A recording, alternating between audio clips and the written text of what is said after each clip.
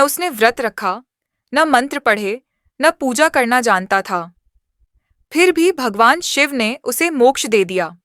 आखिर उस शिकारी ने ऐसा क्या कर दिया? नमस्कार मित्रों, देवभूमि भक्ति चैनल में आपका एक बार फिर से स्वागत है।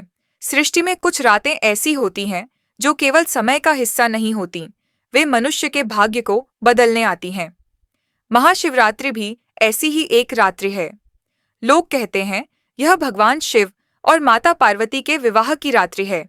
कुछ कहते हैं यही वह रात्रि है जब सागर मंथन के समय निकले विष को भगवान शिव ने संपूर्ण सृष्टि की रक्षा के लिए अपने कंठ में धारण किया। लेकिन शिव पुराण बताता है यह वह रात्रि भी है जब एक हिंसक शिकारी का जीवन बदल गया। एक ऐसा व्यक्ति जो जीवन भर पशुओं का रक्त बहाकर जीता था, जिसके हाथों में करुणा नहीं, केवल शिकार का कौशल था। यह कथा है उस मनुष्य की जिसे न शास्त्रों का ज्ञान था, न मंत्रों का अभ्यास, न व्रत उपवास का संकल्प। फिर भी महादेव ने उसी को मोक्ष दिया, क्योंकि शिव कर्मकांड नहीं देखते, हृदय देखते हैं। अगर आपको यह कथा अच्छी लगे तो वीडियो को लाइक, शेयर और देवभूमि भक्ति चैनल को सब्सक्राइब जरूर करें। बहुत समय पहले की बात है। घने जंगलों और निर्जन पथों के बीच चित्रभानु नाम का एक शिकारी रहता था। उसका जीवन सरल नहीं था, न कोई राज्य, न कोई प्रतिष्ठा। उसके घर में भूखे बच्चे थे, चिंतित पत्नी थी और पेट की आग थी जिसे बुझाने के लिए उसे रोज किसी न किसी प्राणी की जान लेनी पड़ती थी। वह निर्दयी नहीं था, पर परिस्थितियों ने उसे कठोर बना दिया था। एक साहूकार से लिया गया अन्न उसके सिर पर बोझ बन गया। समय पर न चुका पाने के कारण एक दिन वह अपमानित होकर शिवमठ में बंदी बना लिया गया। विडंबना देखिए, वह दिन था महाशिवरात्रि। शिकारी पत्थर की दीवारों के बीच बैठा था। बाहर दीप जल रहे थे। भक्त शिव की महिमा का गान कर रहे थे। वह पहली बार भगवान शिव का नाम इतनी शांति से सुन रहा था। उसने कभी ध्यान नहीं दिया था कि शिव कौन है। आज मजबूरी में वह सुन रहा था। रात भर शिव की कथाएं चलती रहीं।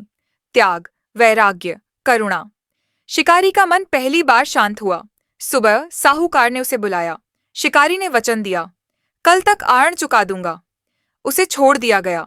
शिकारी जंगल की ओर चला। दिन भर शिकार न कर सका। भूख और प्यास ने उसे तोड़ दिया। रात होने लगी।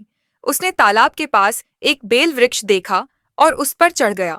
नीचे एक शिवलिंग था, बेल पत्रों से ढका हुआ, पर उसे पता नहीं था पेड़ पर मचान बनाते समय उसने जो टहनियां तोड़कर रखी, उसमें से बिल्वपत्र संयोग से शिवलिंग पर गिरते चले गए। इस प्रकार दिन भर भूखे प्यासे शिकारी का व्रत भी हो गया और शिवलिंग पर बिल्वपत्र भी चढ़ गए। अनजाने में वह शिव का पूजन कर रहा था। एक पहर रात्रि बीत जाने पर एक गर्भिणी हिरणी तालाब पर पानी पीने पहुंची। शिकारी ने धनुष पर तीर चढ़ाकर ज्यों ही उसे मारना चाहा, हिरणी बोली, मैं गर्भिणी हूं। तुम एक साथ दो जीवों की हत्या करोगे, जो ठीक नहीं है। मैं बच्चे को जन्म देकर शीघ्र ही तुम्हारे समक्ष प्रस्तुत हो जाऊंगी, तब मार लेना। शिकारी का हाथ कांप गया। उसने तीर नीचे कर लिया और हिरणी जंगल में लुप्त हो गई। पहली बार उसके भीतर दया जागी। शिकारी के धनुष पर तीर चढ़ाने के वक्त कुछ बिल्व पत्र अनायास ही टूटकर शिवलिंग पर गिर गए। इस प्रकार उससे अनजाने में ही प्रथम प्रहर का पूजन भी संपन्न हो गया। दूसरे प्रहर एक और हिरणी उधर से निकली। शिकारी की प्रसन्नता का ठिकाना न रहा। शिकारी ने धनुष पर तीर चढ़ाकर ज्यों ही उसे मारना चाहा, उसने कहा, हे शिकारी, मैं अपने प्रिय की खोज में भटक रही हूं। मैं अपने पति से मिलकर शीघ्र ही तुम्हारे पास आ जाऊंगी।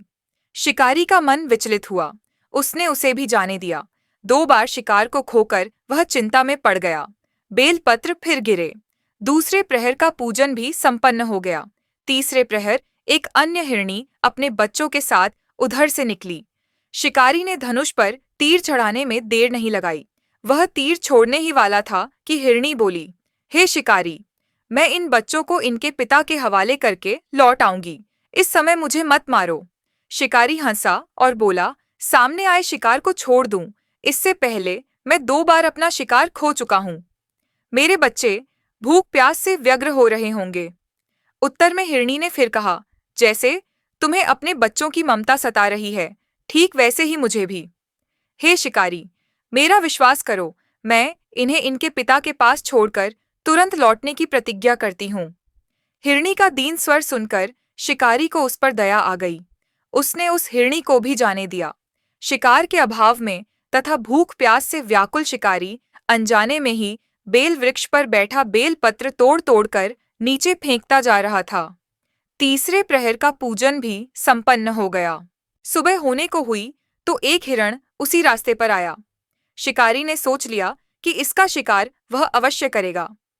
शिकारी ने धनुष पर तीर चढ़ाकर ज्यों ही उसे मारना चाहा, हिरण विनीत स्वर में बोला, हे शिकारी, यदि तुमने मुझसे पूर्व आने वाली 3 हिरणियों तथा छोटे छोटे बच्चों को मार डाला है तो मुझे भी मारने में विलंब न करो, ताकि मुझे उनके वियोग में एक क्षण भी दुख न सहना पड़े। मैं उन हिरणियों का पति हूँ। यदि तुमने उन्हें जीवन दान दिया है तो मुझे भी कुछ क्षण का जीवन देने की कृपा करो। मैं उनसे मिलकर तुम्हारे समक्ष उपस्थित हो जाऊंगा। हिरण की बात सुनते ही शिकारी के सामने पूरी रात का घटनाचक्र घूम गया। उसने सारी कथा हिरण को सुना दी। तब हिरण ने कहा, मेरी तीनों पत्नियां जिस प्रकार प्रतिज्ञाबद्ध होकर गई हैं, मेरी मृत्यु से अपने धर्म का पालन नहीं कर पाएंगी। अतः जैसे तुमने उन्हें छोड़ा है वैसे ही मुझे भी जाने दो। मैं उन सबके साथ तुम्हारे सामने शीघ्र ही उपस्थित होता हूँ। शिकारी ने उसे भी जाने दिया। इस प्रकार उपवास, रात्रि जागरण तथा शिवलिंग पर बेलपत्र चढ़ने से अनजाने में ही पर शिवरात्रि की पूजा पूर्ण हो गई। पर अनजाने में ही की हुई पूजन का परिणाम उसे तत्काल मिला। शिकारी का हिंसक हृदय निर्मल हो गया। थोड़ी ही देर बाद वह हिरण परिवार शिकारी के समक्ष उपस्थित हो गया ताकि वह उनका शिकार कर सके।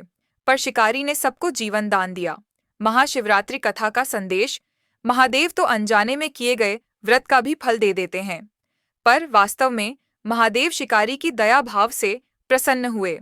अपने परिवार के कष्ट का ध्यान होते हुए भी शिकारी ने मृग परिवार को जाने दिया। संदेश स्पष्ट है, शिव को आडंबर नहीं, करुणा प्रिय है। महाशिवरात्रि की कथा यही समाप्त होती है। अगर आपको यह कथा पसंद आई हो तो इसे लाइक करें और शेयर करें। साथ ही पौराणिक कथाओं के बारे में जानने के लिए हमारे चैनल को सब्सक्राइब करें। हर हर महादेव।